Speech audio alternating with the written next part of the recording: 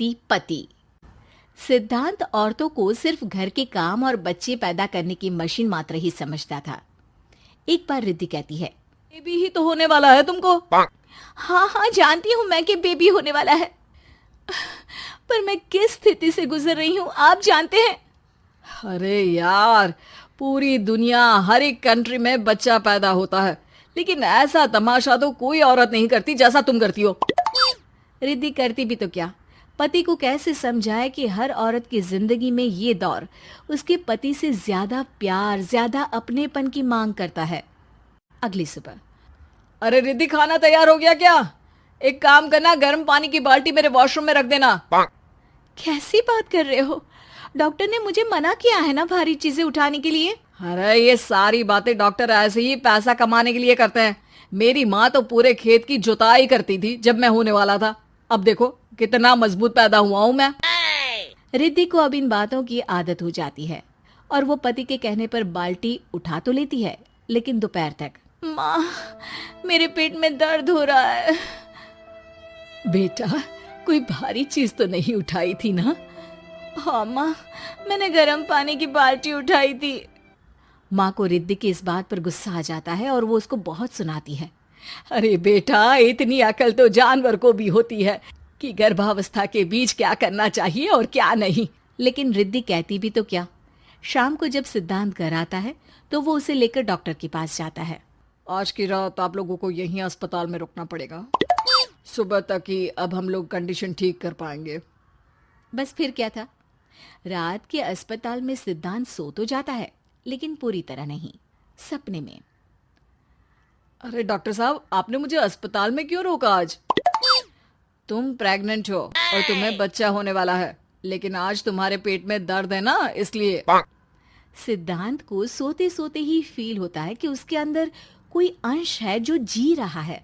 सफर नहीं कर सकता, झटके लगते हैं तो डर लगता है कि कहीं बच्चा। बच्चा? क्या बच्चा?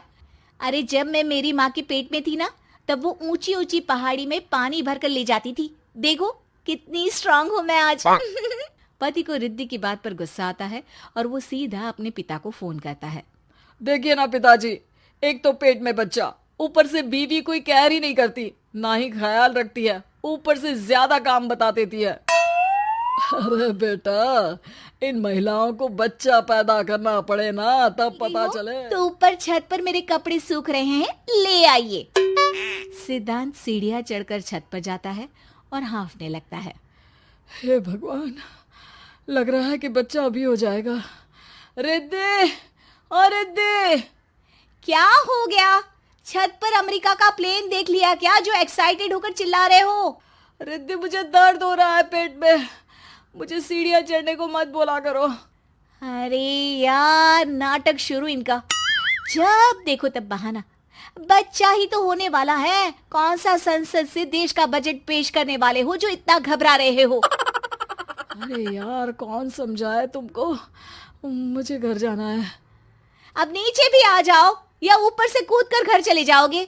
सुनो, आज शाम को जल्दी से आ जाना, मुझे ना गोलगप्पे खाने का मन है। एक तो पता नहीं तुमने जॉब क्यों छोड़ दी। अरे दुनिया जॉब भी करती है, घर का काम भी करती है और बच्चे भी पैदा करती है, लेकिन तुम। खैर, अब तो पूरे घर की जिम्मेदारी मेरे सर पर है, तो कैसे जल्दी आऊं? अरे यार, कैसे जॉब करता, सारा दिन तो नींद आती रहती है, मछली लगती है और उल्टी। छी छी छी, फालतू की बात मत करो। अरे खुद को पेट में 10 किलो का पत्थर बांध कर काम करना पड़े ना, तब पता चलेगा। अरे यार, तुम तो ज्यादा ही इमोशनल हो जाते हो। दुनिया भर। अरे भगवान का शुक्र मनाओ कि बच्चा नॉर्मल हो गया। साइंस के अनुसार एक बच्चे को पैदा करने का दर्द उतना ही होता है जितना हड्डी के टूटने का। हे भगवान, मैं ये दर्द कैसे सहूंगा, मुझे तो छोटी सी चोट से भी डर लगता है। तभी वहां रिद्धि आ जाती है। अरे कैसी बात कर रहे हो? तभी तो कह रही हूँ, खूब शारीरिक काम करो, तभी तो जाकर बच्चा पैदा करने में आसानी होगी। और इसीलिए तो कहती रहती हूँ कि मेरे नहाने के पानी की बाल्टी को वॉशरूम में रख दिया करो। सिद्धांत बेचारा करता भी तो क्या, जब बीवी समझने को राजी ही नहीं, सिद्धांत पानी की बाल्टी उठाकर जैसे ही वॉशरूम में रखता है, उसके पेट में दर्द होने लगता है। हे भगवान, मर गया रे, मेरे पेट में दर्द हो रहा है। भगवान, मेरा बच्चा तो ठीक है ना? सिद्धांत रोने लगता है कि तभी वहां नर्स आ जाती है। ए, रो क्यों रहे हो? तुम्हारा बच्चा ठीक है। भला कोई आदमी प्रेगनेंसी में अपनी बीवी से बाल्टी उठवाता है क्या? सिद्धांत की नींद खुलती है तो पता चलता है कि वो तो सपना ही था। वो भागकर रिद्धि के कमरे में जाता है। रिद्धि, रिद्धि, मुझे माफ कर दे। पति होने के नाते मेरा कर्तव्य था कि मैं तुम्हारा और अपने बच्चे का ख्याल रखूं। घर चलो, अब मैं आज से तुम्हारा पूरा ध्यान रखूंगा। मैं समझ चुका हूं कि बच्चा पैदा करना बच्चों का खेल नहीं। कि चाउमीन, गांव में चाउमीन का चलन अभी अच्छे से नहीं आया था, लेकिन सुरेश शहर से चाउमीन बनाना सीखकर गांव में ठेला लगाता है। अरे ये केचुआ है क्या भैया? कैसे खाया जाता है? अरे नहीं नहीं, ये चाउमीन है। चाउमीन शहर में खाया जाता है। कितने की दे रहे हो सुरेश? 10 रुपए की प्लेट भरकर। तभी वहां शहर से पढ़ा एक लड़का आता है।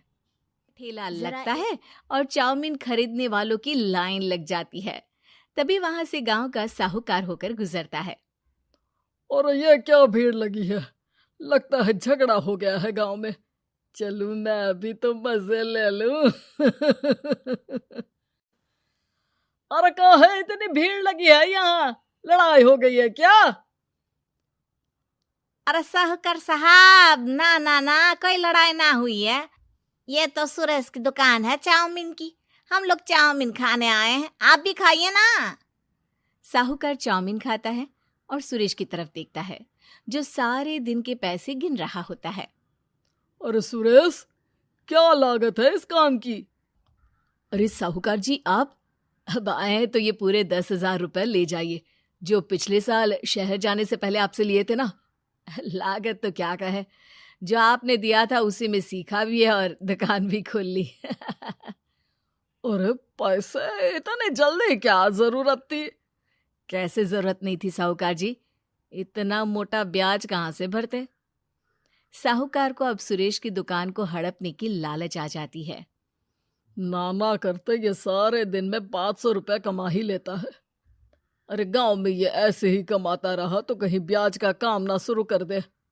अरे भैया, कोई ना कोई जुगाड़ तो करना पड़ेगा। अब साहूकार घर आ जाता है और अपनी बीवी को सारी बात बताता है। हाँ जी, ये तो मैंने भी सुना है कि सुरेश के हाथ की चाउमीन, हम लोगों को तो चाउमीन बनाना आता ही नहीं है।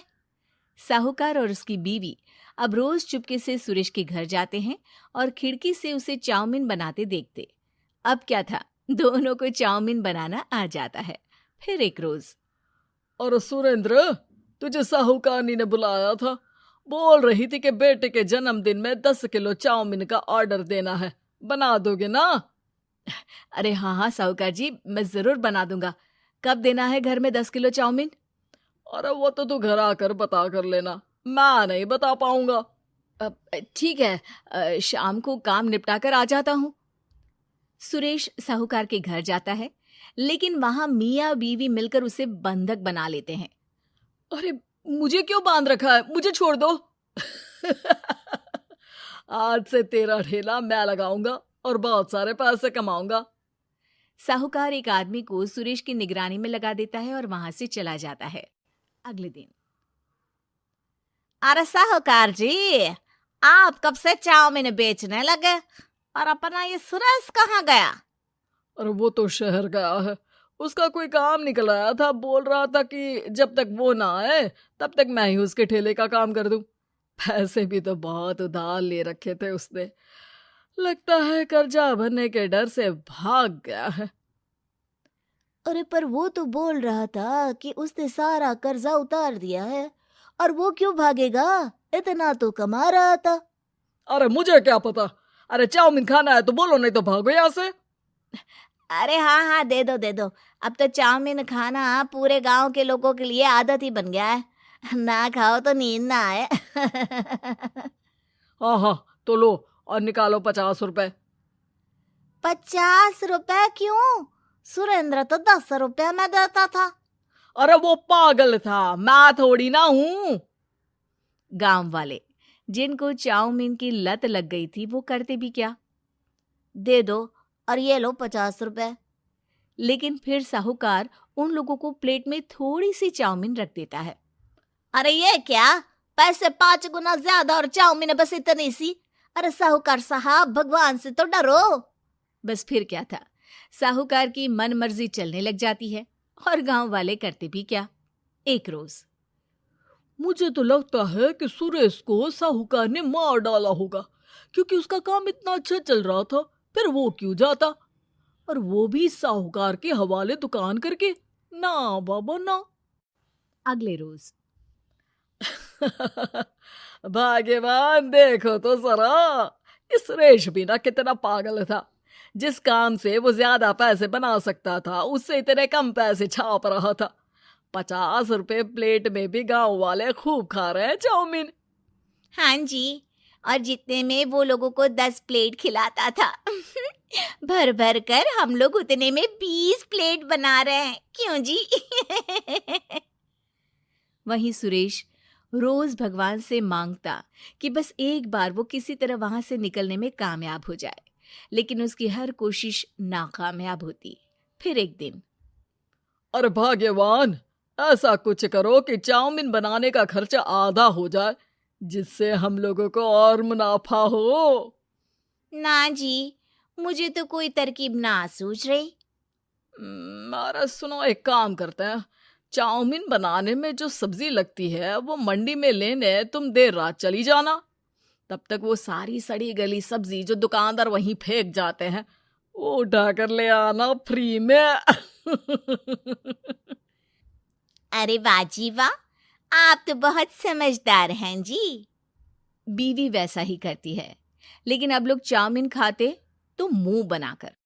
फिर एक बार, अरे राम राम राम, ये पेट में दर्द काहे हो रहा है? आई, आई, आई, आई, आई। हाय रे हाय, मेरा भी पेट दर्द के मारे फटा जा रहा है। सभी को शक हो जाता है कि उन लोगों को चाउमीन खाने से ही ये बीमारी हो गई है। वहीं दूसरी तरफ जो आदमी सुरेश की निगरानी कर रहा था वो सो रहा होता है और मौका देखकर सुरेश वहां से भाग जाता है। सुरेश गांव वालों के पास जाकर उन्हें सब कुछ बता देता है। बस अब क्या था, साहूकार के घर पुलिस पहुंच जाती है। चलो, तुमने गांव के लोगों को खराब सब्जी वाली चाउमीन खिलाकर बीमार किया और सुरेश को बंधक बनाया। तुम्हें इसीलिए हम गिरफ्तार कर रहे हैं। साहूकार को पुलिस ले जाती है और फिर अगले दिन से सुरेश का ठेला गांव के बाजार में लग जाता है, जहां अब पहले से ज्यादा भीड़ होती है।